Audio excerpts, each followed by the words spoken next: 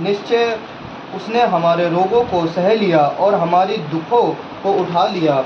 तो भी हमने उसे परमेश्वर का मार्ग कूटा और दुर्दशा में पड़ा हुआ समझा, परंतु वह हमारे ही अपराधों के कारण घायल किया गया और वह हमारे अधर्म के कामों के कारण कुचला गया। हमारी ही शांति के लिए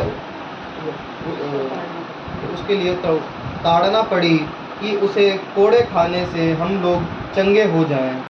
कि हे पिता, उसका लूका का 23:34, हे पिता इन्हें क्षमा कर, क्योंकि ये नहीं जानते कि ये क्या करते हैं। आइए हम इस वचन के लिए प्रार्थना करें।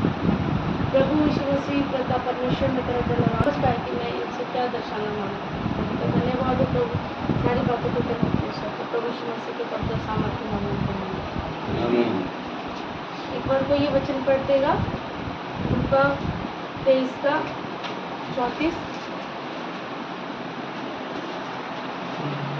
तब यीशु ने कहा, हे पिता इन्हें क्षमा कर, क्योंकि ये जानते नहीं कि क्या कर रहे हैं। इसमें एक शब्द है कि हे पिता इन्हें क्षमा कर, ये नहीं जानते कि ये क्या कर रहे हैं। जानने का मतलब ये नहीं कि उन्हें ये पता ही नहीं है कि हम यीशु मसीह को क्रूस पे चढ़ा रहे हैं या उन्हें मार रहे हैं या पीट रहे हैं या उनके साथ दुर्व्यवहार कर रहे हैं। पता है, सबको पता है। जो सेनापति हैं, जो उनको पीट रहे हैं, जो सबसे पहले ये जानेंगे कि परमेश्वर क्रूस पर क्यों कुर्बान हुआ, उसने क्यों बलिदान दिया।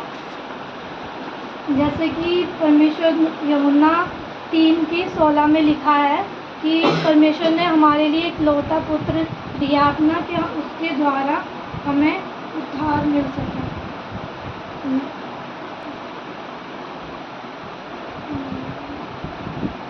जैसे कि पहले ज़माने में, मतलब पुराने नियम में कुर्बानी दी जाती थी, आम होम बलि।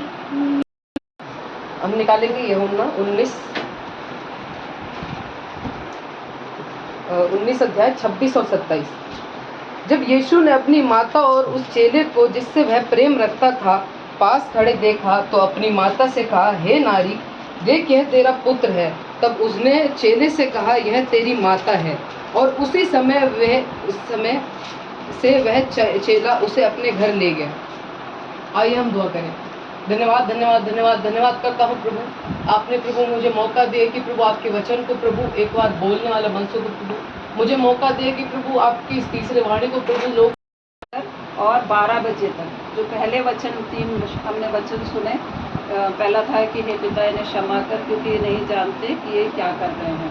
तो ये उनके लिए बोला गया था जो उनको सता रहे थे, जिन्होंने कोड़े मारे थे, है ना, और दुख तकलीफें उनके मुंह पर थूका, उनको कोड़े मारे गए, उनको चाटा मार के पूछा कि मजाक। वचन लिखा गया कि मैं प्यासा हूँ।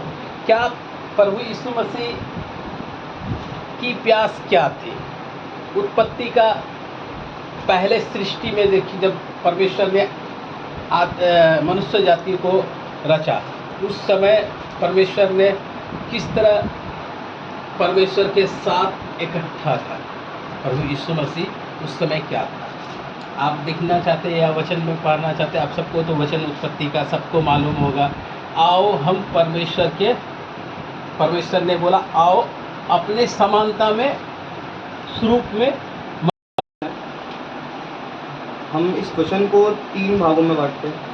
3 टॉपिक्स हैं इसमें कि क्या पूरा हुआ, क्यों पूरा हुआ और किस लिए पूरा हुआ।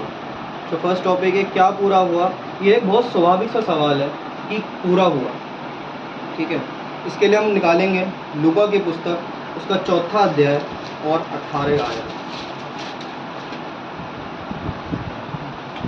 प्रभु का आत्मा मुझ पर है, इसलिए कि उसने कंगालों को सुसमाचार सुनाने के लिए मेरा अभिषेक किया और मुझे हमें तृप्त करना ये परमेश्वर, ताकि हम इसको जो भी हमारे मुख से निकले प्रभु जी वो आपके द्वारा हो। हम तो कुछ भी नहीं जानते प्रभु जी, लेकिन जो हो ये हम आपके ही तरफ से ये होने पाए प्रभु जी। जो हम कुछ बोले आपका, जो हम समझ पाए प्रभु जी, उसके लिए बहुत धन्यवाद करता हूँ। और जो हमसे प्रभु जी ना बन पाए उसके लिए भी हमें